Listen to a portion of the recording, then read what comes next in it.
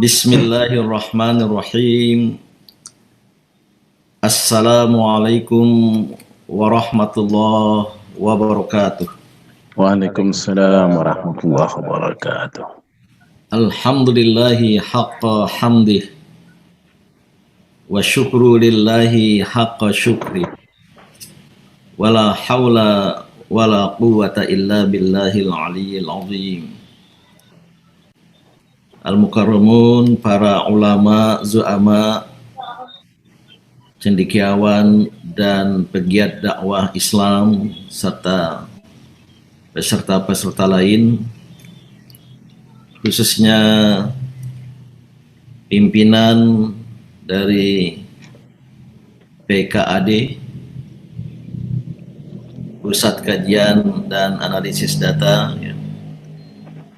Saya bersyukur dan bergembira dapat bersilaturahim dan ikut serta pada webinar web seminar kali ini.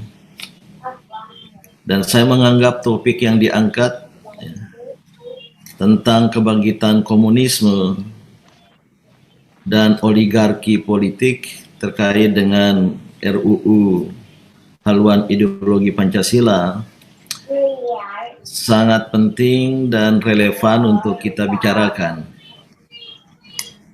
Dan saya mempersepsikan acara ini adalah forum ilmiah, maka saya berusaha untuk bisa berbicara dalam kerangka pendekatan ilmiah.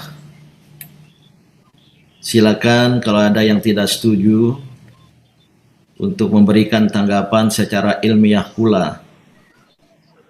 Tapi kalau tanggapan-tanggapan yang bersifat tidak ilmiah, apalagi bersifat sampah, tentu tidak akan digubris. Karena terakhir ini ya, banyak pembicaraan dan percakapan ilmiah ditanggapi secara tidak ilmiah. Nah, saya mencoba sejauh pemahaman saya yang terbatas, dan nanti tentu bisa dilengkapi oleh para pakar ya. Saya lihat banyak sahabat-sahabat saya yang sangat mendalami permasalahan yang sedang kita bahas ini. Oleh karena itu, secara singkat saya ingin sampaikan beberapa pembacaan dan pemahaman serta pengamatan. Pertanyaan pertama adalah, apakah komunisme bangkit? Bisa bangkit dan mungkin bangkit. Saya memberikan jawaban yang positif, definitif. Argumen saya ya, adalah karena komunisme sebagai isme, sebagai paham, dan apalagi oleh pendukungnya juga sering disebut sebagai ideologi. Maka isme dan ideologi walaupun berbeda tapi ada titik temu, adalah sesuatu yang hadir dalam pikiran manusia.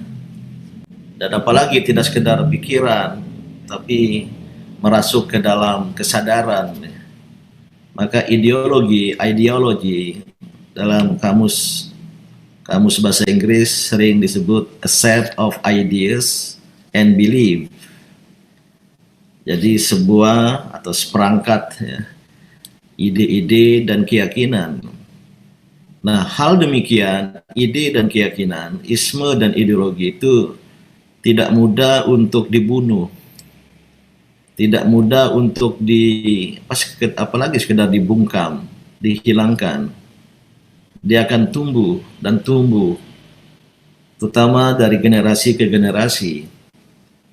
Dan apalagi jika dalam perjalanan sejarah ideologi tersebut, isme tersebut, mengalami satu kefatalan, fatal attraction, atraksi yang fatal, ya, terutama ketika mereka memberontak, ketika mereka melakukan kudeta umpamanya, dan kemudian terkalahkan, terbasmikan, terberantaskan, maka secara psikologis sangat mungkin ya, pada diri generasi penerus, anak cucu, kemudian menyimpan dendam dan kemudian melakukan upaya-upaya untuk balas dendam.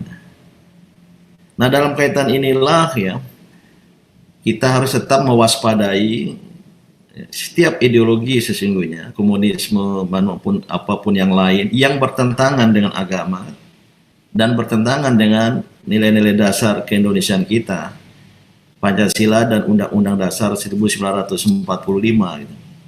Tidak boleh lengah. Dan saya tahu terakhir ini ya, banyak narasi termasuk dari para cendekiawan dan tak terkecuali ya, cendekiawan muslim ya, yang memberikan argumen nggak mungkin komunisme akan bangkit, tidak mungkin PKI akan bangkit, PKI komunisme sudah mati.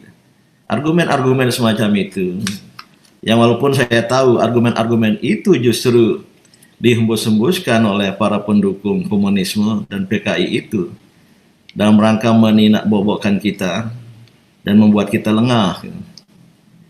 Nah, memang kalau dikaitkan dengan eksistensi negara di dunia yang pernah atau masih menganut paham komunis atau komunisme, ya, karena memang ya sebuah ideologi akan mudah tersebar jika ada dukungan politik, dukungan negara, ya. Dan tidak tanggung-tanggung komunisme pada masa lampau, komunisme dan sosialisme walaupun sama dan juga perbedaannya, ya. Mungkin para ahli bisa menjelaskan itu nanti, yaitu Uni Soviet dan RRT atau RRC, Republik Rakyat China, Republik Rakyat Tiongkok, ya. Itu dua negara raksasa, baik dalam size-nya, ukurannya, jumlah penduduk, pendukung, dan juga sumber daya yang dimilikinya, termasuk sumber daya alam gitu.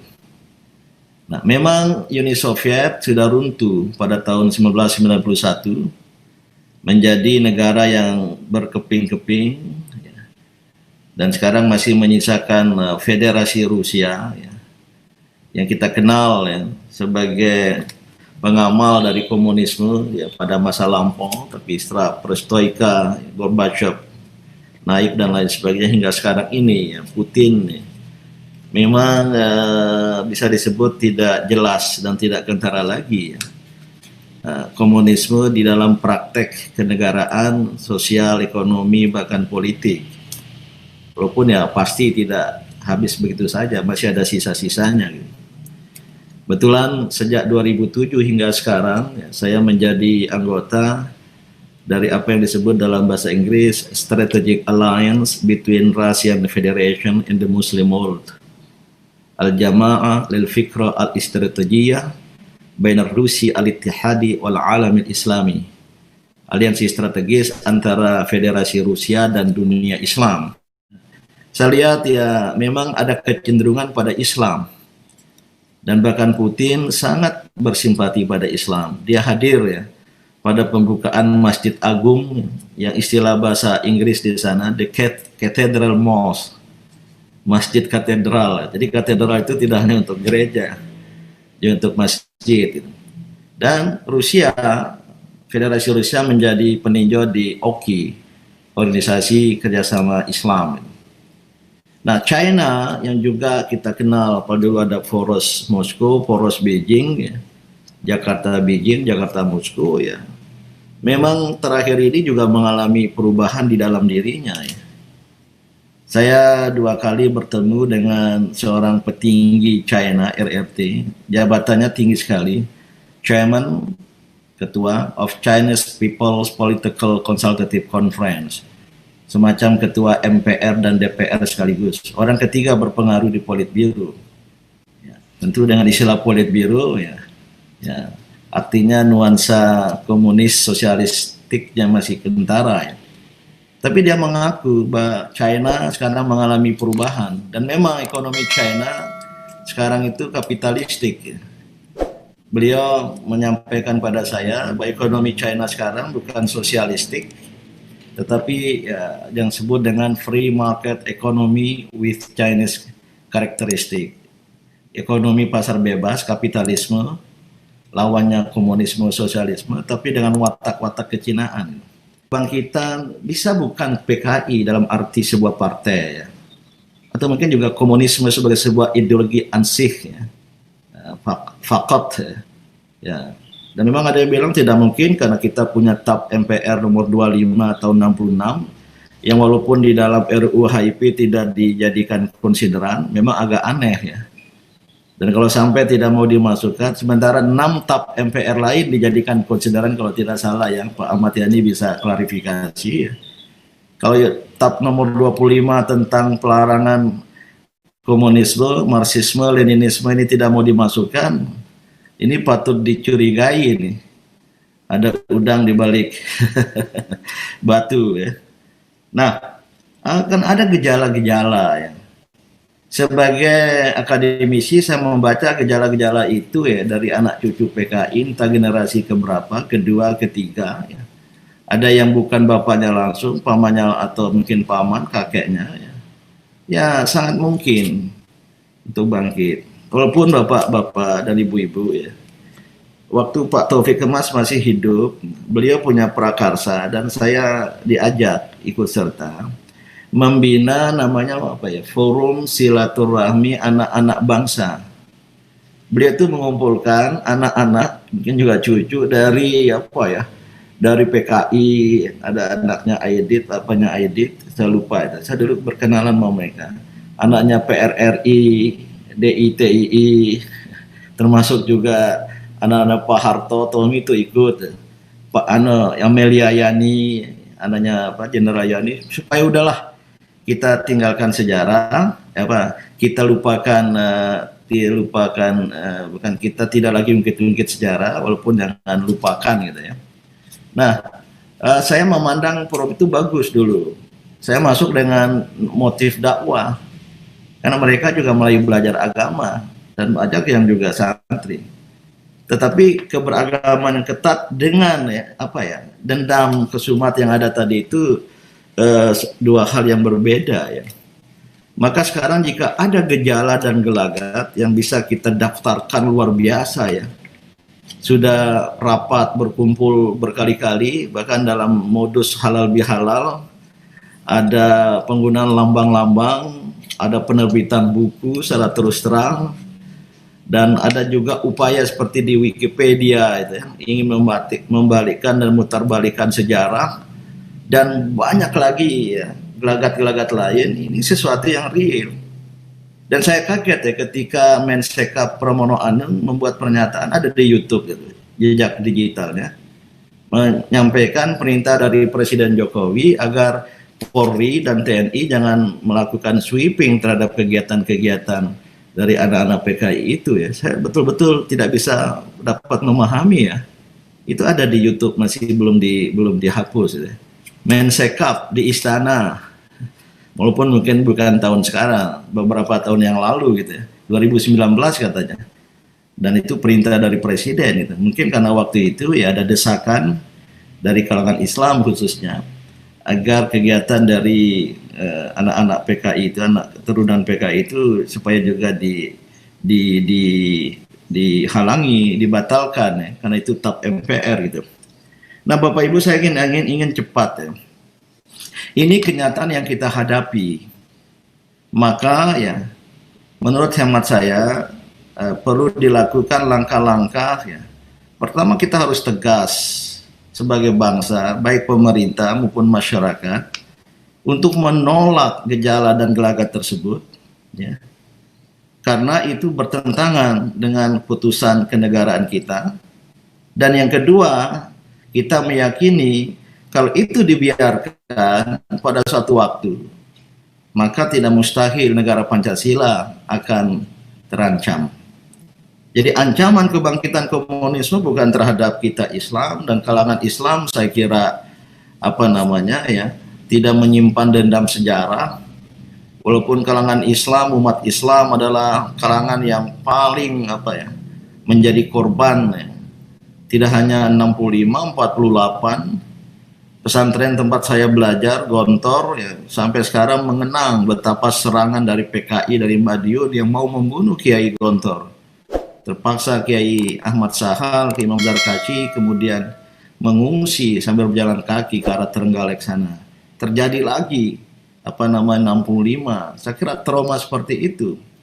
Saya di kampung di Sumba dulu, bapak saya termasuk yang akan dibunuh oleh PKI, yang kebetulan paman saya sendiri tokoh PKI gitu. Dan beliau sering saya dengar bertengkar, berdebat. Istilah ideologi itu muncul gitu. Tahun-tahun 64, 63 saya masih kecil sekali ya, usia SD kelas 2, kelas 3 nggak ngerti itu. Dan baru saya tahu kemudian bapak saya seorang tokoh NU, staris NU di Sumbawa, yang kemudian termasuk yang masuk dalam daftar itu. Dan seterusnya kita buang. Jadi tidak mengada-ngada kalau kalangan Islam, tapi kan kalangan Islam alhamdulillah ya tidak menyimpan dendam sejarah. Mungkin karena kita wal'afina anin nas, ya. Kita maafkan tapi tidak kita lupakan. Tapi ketika kemudian akan bangkit lagi, ini mengusik, membangunkan macan tidur. Dan apalagi jika negara, aparat keamanan, pemerintah kemudian tidak melakukan apa-apa, ini akan mengganggu ya kedamaian dalam kehidupan kita bersama gitu. Nah, dalam kaitan inilah ya, Bapak Ibu dan saudara-saudara, saya melihat ya, politik kita ya, dengan ya, sistem politik yang saya berpendapat jauh bertentangan dengan sila keempat dari Pancasila itu sendiri, dan kemudian dunia kepartian kita dikuasai oleh oligarki yang sebenarnya anti demokrasi. Tidak terjadi demokrasi dalam dunia politik kita karena aktor-aktor ya demokrasi yang seharusnya yang bernama partai politik tidak mengalami demokrasi di dalam dirinya. Coba lihat saja, yang menentukan itu paling elitnya, dan elitnya bukan banyak orang, hanya paling satu orang, 1-2 orang. Jadi ini adalah suatu sistem yang anti demokrasi. Tidak mungkin akan ada demokrasi Indonesia kalau tidak bermula dari demokrasi di lingkungan partai-partai politik gitu. Nah, ini yang kemudian menjadi istilahnya drawback, kekurangan dari demokrasi Indonesia yang membuat demokrasi kita mengalami kebangkrutan, tidak hanya sekedar mengalami defisit gitu. Dan begitu pula ya, lebih berbahaya lagi ketika oligarki, ya, mungkin nggak perlu dijelaskan istilah teknisnya. Jadi penguasaan dominasi segelintir orang gitu, kemudian berselingkuh dengan kleptokrasi. Kleptokrasi itu adanya kejahatan dan penjahat dalam kehidupan penyelenggaraan negara kita. Dan muncul kleptokrat ya, baik di eksekutif maupun di legislatif ya. Saya kira sudah banyak disebut. Yang posisi politiknya itu dimanfaatkan selain untuk melanggengkan kekuasaan politik, tapi juga untuk mengakumulasi aset ekonomis, aset finansial. Kalau mau diperiksa, periksa saja semua harta kekayaan dimiliki oleh para pejabat itu gitu. Nah, kalau terjadi kleptokrasi, oligarki, apalagi bersatu, maka menjadi sempurnalah kerusakan dari kedaulatan negeri ini. Sehingga Pancasila, Trisakti Bung Karno yang saya sangat-sangat setujui, kagumi, kedaulatan dalam politik, kemandirian dalam ekonomi, kepribadian dalam budaya itu nyaris menjadi lip service. Terlalu banyak dikatakan, tapi tidak diamalkan. Dan seterusnya. Nah, terakhir ini, untuk segera saya menyelesaikan pengantar ini. Terakhir ini, gelagat dan gejala itu semakin menjadi-jadi. Ketika ya diupayakan ada produk hukum dan perundang-undangan yang atas nama konstitusi, tapi sesungguhnya bertentangan dengan konstitusi. Terakhir Perpu nomor 1 tahun 20 yang DPR kejar tayang secara inkonstitusional, tidak pada waktunya, itu nanti Pak Yani bisa menjelaskan, kemudian memutuskan jadi undang-undang. Kita lakukan jihad konstitusi di MK sana itu. Walaupun kemudian kita tahu ya, gimana MK, gimana DPR, gimana lembaga-lembaga konstitusi ini seperti tidak berfungsi lagi. Ini yang membuat bangsa dan negara ini terkunci dan tersandra ya, oleh dirinya sendiri. Maka ini akan membawa masa depan bangsa dan negara kita ini ya, akan mengalami keruntuhan, sudah jauh dari nilai-nilai dasar, dan kemudian terjadi upaya yang disebut sebagai constitutional dictatorship, kediktatoran yang konstitusional yang berpura-pura bersemayam di balik konstitusi gitu. Nah, Bapak Ibu dan saudara semua, pada RUU HIP itu biarlah kawan-kawan lebih dalam lagi menjelaskan. Saya melihat bahaya besarnya itu satu, selain tadi sudah saya sebutkan, tidak mau mencantumkan TAP MPR nomor 25 atau 66 tentang pelarangan komunisme, yang padahal pagar penting gitu. Bicara Pancasila tidak boleh dilepaskan dengan pembicaraan tentang paham-paham yang anti Pancasila. Maka yang justru paling relevan untuk dijadikan konsideran itu adalah TAP nomor 25 tahun 66 itu. Mengapa itu tidak? Ini yang membuka kecurigaan gitu. Apalagi kalau nanti tidak mau juga dicantumkan. Yang kedua ya, melihat nuansa gelagat pada RUU HIP itu. Kebetulan Dewan Pertimbangan MUI pernah membahasnya secara khusus dalam rapat pleno khusus ya, mengundang Profesor Dr. Jimli Asidiki dan juga Profesor Dr. Hamdan Zulfa dan pakar-pakar lain yang kebetulan mereka adalah anggota-anggota One Team MUI ya. Hal kedua yang berbahaya itu memberikan tafsir sepihak subjektif terhadap Pancasila ya. Memberikan tafsir sepihak secara subjektif ini berbahaya, dan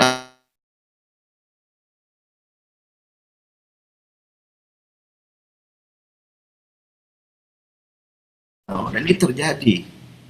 Dan celakanya lagi, penafsiran semacam ini kemudian melupakan dan menghilangkan jejak agama, dan terutama menghilangkan posisi dan fungsi penting dari sila pertama, ketuhanan yang Maha Esa itu, yang seharusnya menjadi puncak yang mempengaruhi nilai-nilai lain gitu.